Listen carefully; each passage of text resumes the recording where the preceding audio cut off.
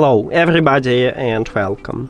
In this video I'm going to answer the question: how do you know if your Beat Studio Pro are charging?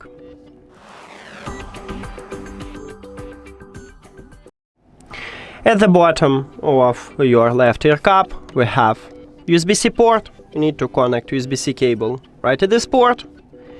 Firstly, if you see this LED light, meaning that your headphones are charging. But we have two more options how to check it.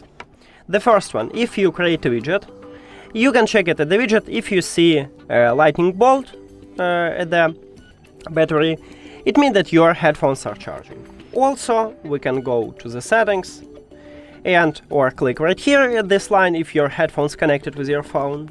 And right here we also have thunderbolt, lightning bolt. And also we can go to the settings and information icon, and this one is the same menu. So here it is. That's it. Thank you for watching this video. If you found it helpful, please consider subscribing to the channel and leave the like on the video. See you later.